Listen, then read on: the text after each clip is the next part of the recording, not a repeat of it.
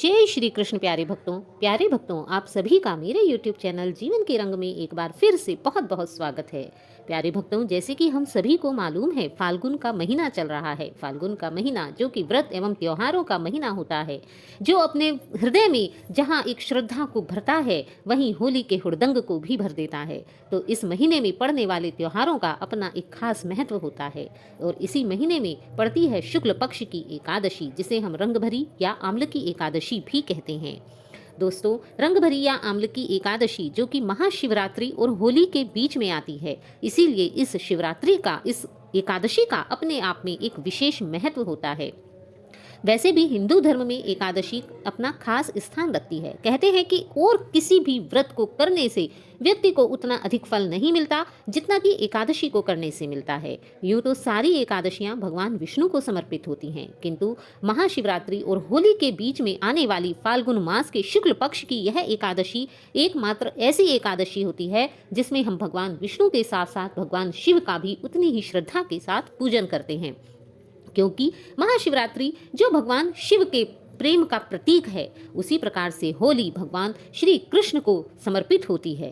कहते हैं कि इन दोनों के बीच में जब यह एकादशी आती है तो इसमें एक अजब ही संयोग बन जाता है तथा जो भी व्यक्ति इस एकादशी पर व्रत उपवास इत्यादि करता है, भगवान शिव तथा भगवान विष्णु को एक साथ इन दोनों की पूजा करता है, उसके सभी कार्य स्वतः ही सफल हो जाते हैं। यह शिवरात्रि फाल्गुन मास के एकादशी महीने में आती है। इसका संबंध जितना कि भगवान विष्णु से है उतना ही भगवान शिव से भी है। ऐसी मान्यता है कि इस दिन भगवान शिव पहली बार मां पार्वती से विवाह करने के पश्चात काशी विश्वनाथ लौट आए थे और यही कारण है कि काशी विश्वनाथ वाराणसी में इस दिन भगवान शिव और माता पार्वती की विशेष पूजा होती है। भगवान काशी विश्वनाथ के लोगों का ऐसा मानना है कि इस दिन बाबा विश्वनाथ माता गौरी का गोना कराकर पहली बार उनके नगर में आए थे और तब उन्होंने उनका स्वागत रंग गुलाल इत्यादि उड़ाकर किया था। इसीलिए इस दिन को काशी में बहुत ही धूमधाम से मनाया जाता है और इसी के साथ इस दिन भगवान विष्णु के साथ साथ आंवले के पेड़ की भी पूजा की जाती है। यही कारण है कि इस एकादशी को जहां हम रंग भरी एकादशी कहते हैं, वहीं हम आम्लकी एकादशी भी कहते हैं। इस साल यह एकादशी 20 मार्च से प्रारंभ हो रही है, तो ऐसे में भक्तों के मन में यह असमंजस है कि इस साल यह एकादशी 20 मार्च को रखी जाएगी या 21 मार्च को। तो आइए बात करते हैं कि इस महीने 2024 में आम्लकी एकादशी का शुभ मुहूर्त क्या है। एकादशी तिथि का प्रारंभ 20 मार्च 2024 को सुबह 12:21 पर आरंभ हो जाएगा और इसकी समाप्ति 21 मार्च 2024 को सुबह 2:22 पर समाप्त होगा। तो इस कारण से यह स्पष्ट है कि इस बार यह एकादशी पूर्ण रूप से 20 मार्च को ही रखी जाएगी।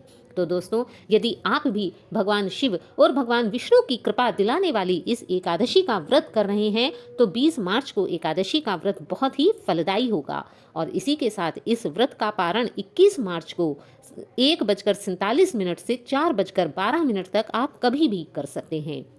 तो प्यारे भक्तों, यह है एकादशी तिथि का शुभ मुहूर्त और एकादशी तिथि का महत्व कि इस एकादशी का क्या महत्व है, इसे रंगभरी एकादशी क्यों कहते हैं। तो आइए जान लेते हैं इसकी पूजा विधि। कहते हैं कि इस दिन सुबह जल्दी उठकर स्नान आदि से निवृत्त होकर घर के मंदिर में एक दीप अवश्य ही प्रज्वलित करना चाहिए। इस दिन भगवान विष्णु एवं भगवान शिव दोनों का ही गंगा जल से अभिषेक करें। भगवान विष्णु को पुष्प और तुलसी दल अर्पित करें, वहीं भगवान शंकर और माता पार्वती को इस दिन गुलाल अवश्य ही लगाएं। इस दिन यदि संभव हो तो व्रत अवश्य रखें, किंतु यदि किसी कारण से आप व्रत रखने में असमर्थ हैं तो अपनी इच्छा के अनुसार जितना हो सके उतना भोजन करें, किंतु हाँ, यह ध्यान रखें कि भोजन पूर्णतः सात्विक होना चाहिए। भगवान को भोग लगाएं। इस बात का विशेष ध्यान रखें कि भगवान को भोग लगाते समय भगवान श्री हरि विष्णु को तुलसी दल का भोग अवश्य ही लगाएं तथा भगवान शिवजी के भोग में आप बेलपत्र, धतूरा इत्यादि का प्रयोग करें। इसी के साथ इस पावन दिन भगवान विष्णु के साथ माँ लक्ष्मी जी की भी पूजा करें। उसके पश्चात भगवान विष्णु, भगवान शिव की एक साथ आरती करें तथा पूरा दिन अधिक से अधिक भगवान का ध्यान करें, जागरण करें, भगवान के नामों का, भगवान के मंत्रों का उच्चारण करें। यदि आप ऐसा करेंगे तो भगवान शिव और भगवान विष्णु की कृपा आप सब पर अवश्य ही बनी रहेगी। तो आशा करती हूँ आपको मेरी यह वीडियो अच्छी लगी होगी। तो यदि यह जानकारी आपको अच्छी लगी हो तो प्लीज़ इस वीडियो को लाइक कीजिए, चैनल को सब्सक्राइब कीजिए और हाँ, इसी तरह की मेरी और वीडियो देखते रहिए। कमेंट में जय श्री कृष्ण, हर हर महादेव लिखना ना भूलिए। जय श्री कृष्ण।